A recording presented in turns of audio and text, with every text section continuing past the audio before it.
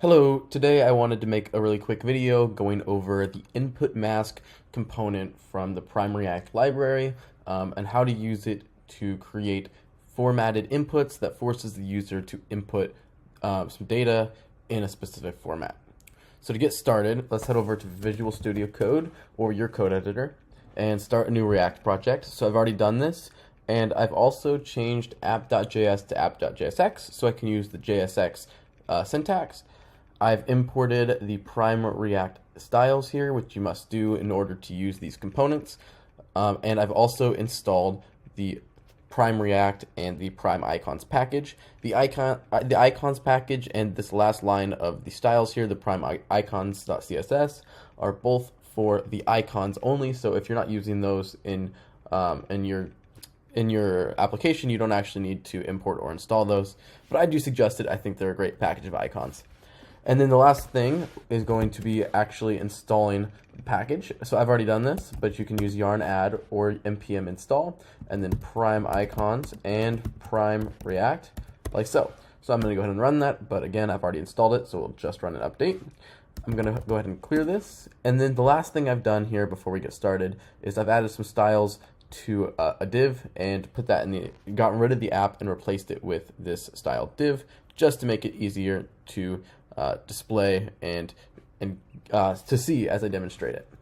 So I'm going to go ahead and start the app up using yarn start. Perfect. So now we just have this PrimeReact here, and we'll go back to Visual Studio Code and get started. So the first thing to do is to import the actual component.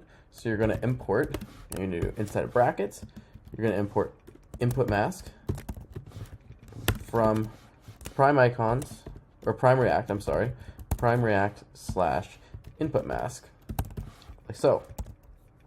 Now I'm going to replace this PrimeReact text here with an InputMask, like so, and head back over. And as you can see, it looks like a normal input box, but it does not work. So the other thing we have to import is going to be useState. So we're going to import useState, and this is to store the value of the input from React. And we're going to go ahead and create a new state inside of our component here. So I'm going to go ahead and do first value1 is fine. Value1 and set value1 created by the GitHub Copilot here. So we're going to go ahead and feed that into InputMask under the value property, and then value1, that's the issue. And then the onChange, we're going to go ahead and set it to a function that is going to change the value of 1, set the value of 1 to the event.target, just like so. Now if I save this and go back, it should work. Well, it doesn't.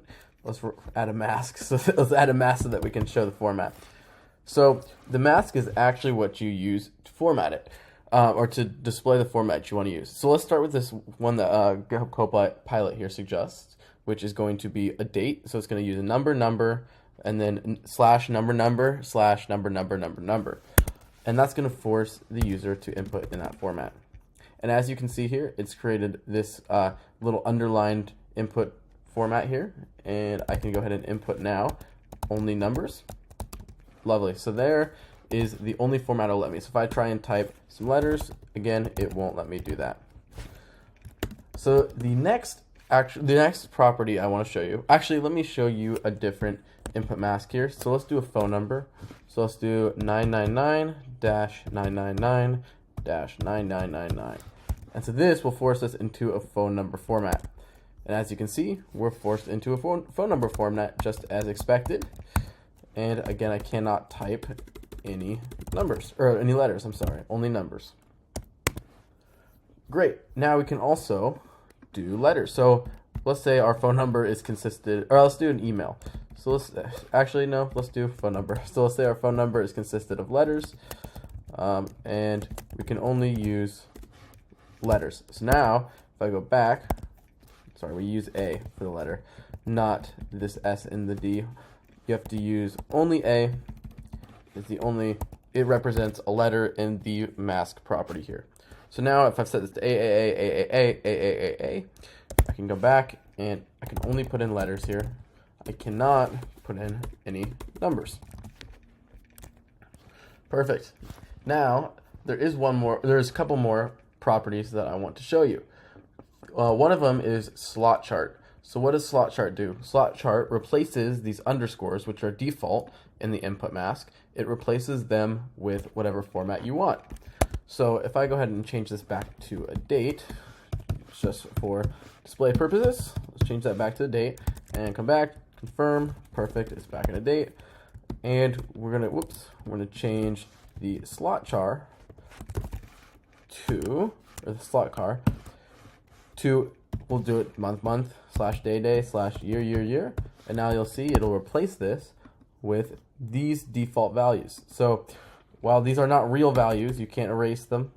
What I can do is I can type over them, and it replaces that that default value that isn't really a value. It takes up the space of an empty value.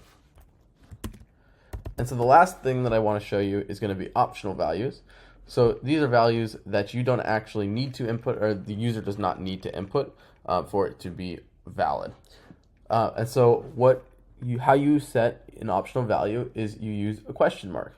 So anything after a question mark is going to be optional.